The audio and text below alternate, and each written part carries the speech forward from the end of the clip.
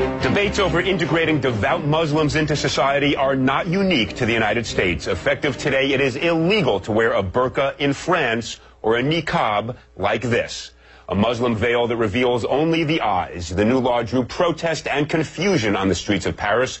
Two women stepping out in their niqabs and drawing a crowd were arrested for staging an unauthorized protest. The French government has called the veils, and I quote, a new form of enslavement, end quote, not acceptable on its soil. Many Muslims are enraged, but not all. I'm joined by Hiba Ahmed, a writer for the blog Muslim Matters, who's against the ban. She's in Albuquerque. And Mona El Tahawi, a columnist on Arab and Muslim issues, who wants to see the ban extended everywhere. She's joining me from Washington. Welcome to you both. Let me begin, if I might, by quoting President Sarkozy of France in his justification for the law. It's kind of a remarkable statement. He says, and I quote, this is the President of France, "The burqa is not a religious symbol. It's a sign of enslavement, of debaseness. I want to say this solemnly. The burqa will not be welcome on the territory of the French Republic. We cannot accept in our country women imprisoned behind a mask, deprived of all social life, of their identity." So, Mona, let me start with you. You want to extend this ban across the world. Do you agree with President Sarkozy that merely because somebody wants to dress like this, they choose to dress like this, they shouldn't be permitted to do so?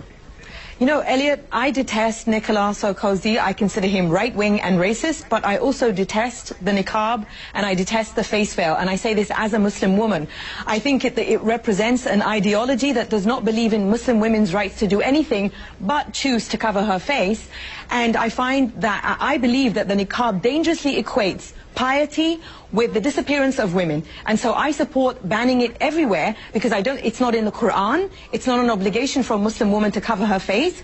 And my talk with you now, with you seeing my face, is going to be very different than if I was sitting here with my face covered. I believe the human face is central to communication. Okay, Mona, the only thing I would observe, and I want to give Hiba a chance to jump in, of course, but I heard you use the singular personal pronoun I many times, and that I have no doubt you believe that, but why should your beliefs ban other people from wearing what they want to wear? That's what I don't get. Hiba, explain to me why you think the ban is a bad idea. I think that it's a bad idea because I think it's yet another example of men telling women how to dress, how to live their life. It's another way to try to control women, and to take it to a government level and to try to legislate the way that a woman dresses is not just wrong and against human rights, but it really violates the whole basis that the democracy and democratic countries are based on. This is a free choice. This is something that I choose to wear. I disagree that it's some right-wing ideology. It is something that is permitted in Islam. I have a master's degree in mechanical engineering, and I am free to do whatever I want, and this is a choice that I want to make. And just because somebody doesn't accept my interpretation of Islam or personally like it, doesn't mean that we can use laws to violate people's freedom of expression and freedom of religion. But let me just ask you this. When you go to the airport, you understand there are going to be obligations. They're going to have to check you for security like they check all the rest. When you get a driver's license, do they take a picture with or without your veil on? Absolutely. I want everyone to know that as a Muslim woman, as a Muslim in America, I am just as concerned about safety and security as everybody else, and I have no problem whatsoever accommodating any security issues that come about when I enter a bank, when I go to the airport, when I go to the DMV. I show my face, and actually in Islam, we are required to show our identity when we're in a court system giving testimony. This is absolutely something that is essential for the security and identification of people, but that doesn't mean that I should be banned completely from what I choose to do. Okay, Mona, let me jump in here. There are lots of types of dress that I look at and I don't like them. I think they're degrading. I think they're oppressive. Lots of things I see teenagers wearing that, I'm now viewed as old-fashioned by a lot of, my kids perhaps. I don't go around saying we should pass a law banning it. Isn't that fundamentally violative of the First Amendment? What possible reason can there be legally to say to somebody, you can't dress the way you want to dress? Actually, Elliot, the government does tell people how they can and can't dress all the time. You cannot walk outside naked. There are many states here in the U.S. where 3 or more people cannot be together in public with wearing a face mask. So the government actually does legislate over our wardrobe, but everybody conveniently forgets that. I would like to ask Heba, once I'm done talking, if she works, because we've been on media shows together where we've been on opposite ends of this argument. And I know from what she said before that once she started covering her face, she stopped working. So my argument is, and this is not just about I understand what the point that you were making earlier, Elliot.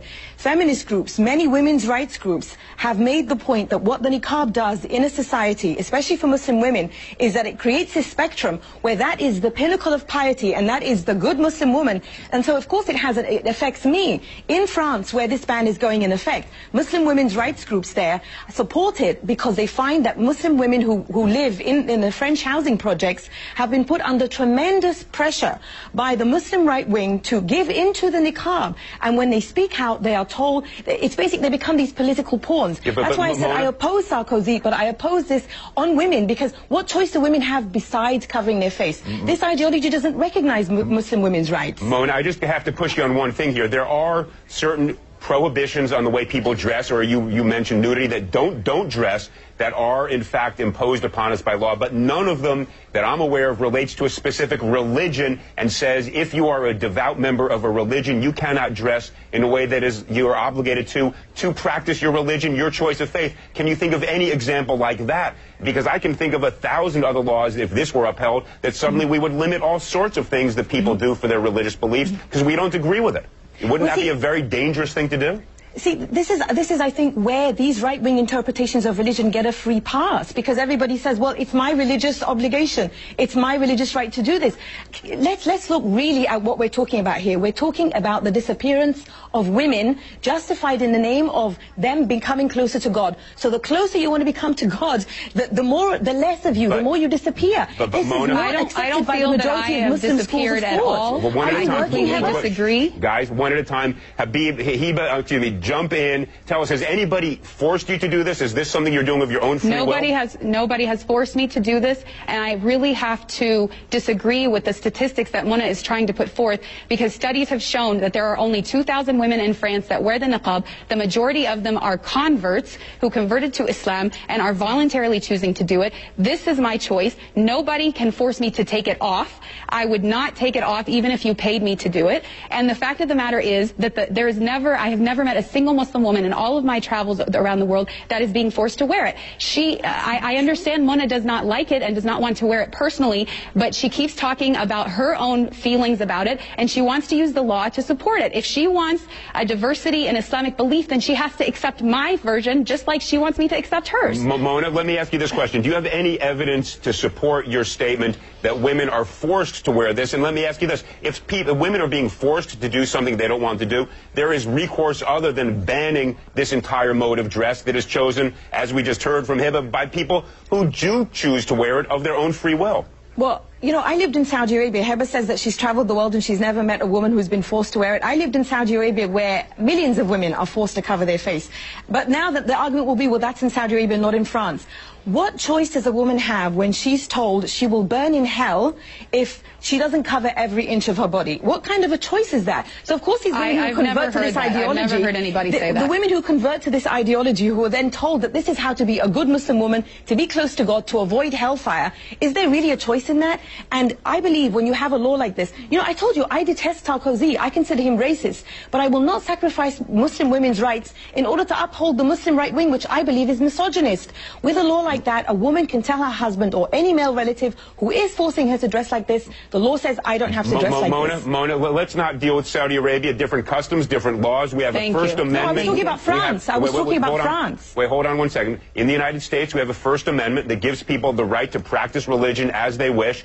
Do you not think that a law that in the United States that would ban this form of dress would violate the First Amendment permission to practice religion as each individual sees fit? Well, this comes back to religion again. Everything is allowed just because someone says it's their religious belief. You know what I think? No. Mona, you're going to jump in. Hold 1 second. It's banned or permitted until there is some compelling state interest on the other side. But it's got to be an overwhelming interest. What is the overwhelming interest that would justify us in banning a type of dress that people choose as a result of their religion? Well, all the reasons I just gave you, but I will repeat. I believe that this is genuinely harmful to Muslim women because it creates this pinnacle of piety in which a Muslim woman is told, this is the closest you can get to God, and she's disappeared. I'm no longer here. You don't even know who I am. The face is central to communication. And not just that, it objectifies women. The pinnacle of objectification. Look, I agree with much of what you're saying, but not as a matter of law. Hiba, you know, you get the last word. You haven't gotten a fair time on this one. Give it the best 15 seconds you've got. Thank you. Basically, I want people to know that when I choose to cover this way, it's because I am fighting against a systematic oppression against women in which women's bodies are being sexualized and objectified. This is a different perspective and a different form of empowerment in which I think when I'm in public, my sexuality is in my control, and people have to deal with my brain and who I really am and not judge me by my body. And if we want to really talk about the oppressive situation of women, let's talk about all of the eating disorders, all of the plastic surgery, all of the unhealthy diets that are being done, all in the name of having the perfect body. To me, this is liberating and this is empowering. Mona keeps saying, I believe, I believe, I believe. Well, we don't make laws based on what Mona believes or what anybody believes. All right, guys, it's based on whether or not... This is clearly not an issue we're going to resolve in the next 10 seconds. I want to thank you both, Hiba Ahmed and Mona El Tahawi. Clearly a passionate and important debate.